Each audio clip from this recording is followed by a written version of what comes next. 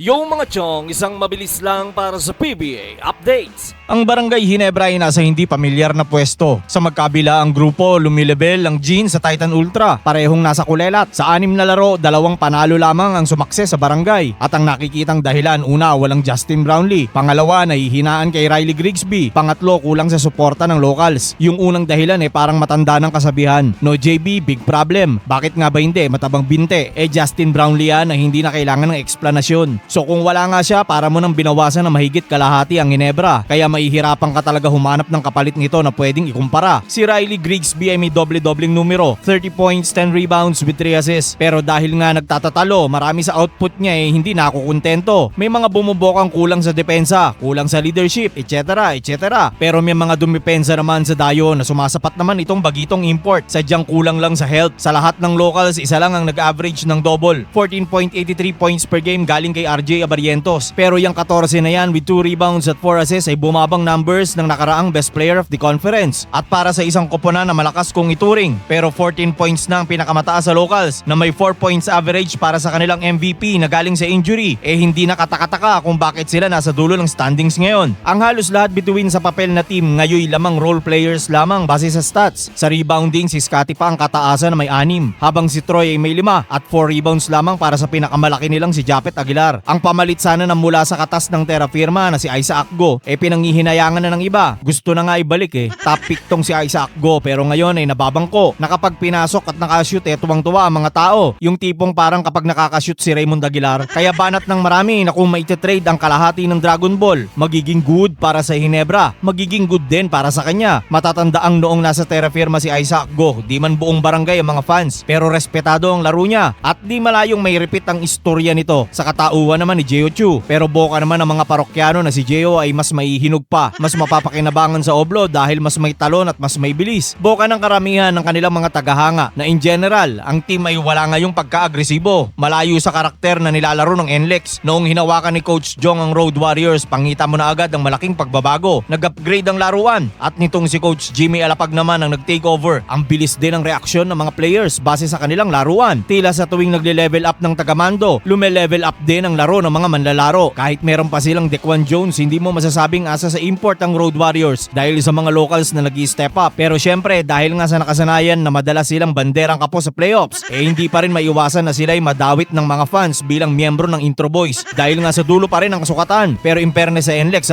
kung ikukumpara mo ang ningning ng lineup nila sa Converge, kumpletong TMT at SMB, malayo pa. But still, naglalaro silang tila mas malakas pa sa iba. Hindi mo na nga mahalatang walang matibay na sentro ang kalsada. Pero syempre, ano't ano pa man, mapapaniwala lang nila ang mga tagahanga kapag nag-champion na sila. Let's see kung matutulungan sila ng pamalit import na si Deontay Burton. NBA undrafted pero sumaglit ng onti sa Sacramento Kings. Madala kaya nito sa finale ang kalsada na napapabalitang may major changes. Naging usap-usapan yan dahil nakaset na i-acquire ng SMC ang majority 55% in MPTC na operator ng NLEX. So 55-45 na ang partihan pabor sa SMC. Tamang hintay pa rin naman ang mga fans sa magiging epekto nito sa koponan ng Road Warriors. Mababawasan ng resources ang TNT pero wala pa namang kasiguraduhan kung dadagdag ba to sa 3 magkakapatid plus isang anak sa labas. Hanggang dito na lang mga chong. Maraming salamat. Hanggang sa muli.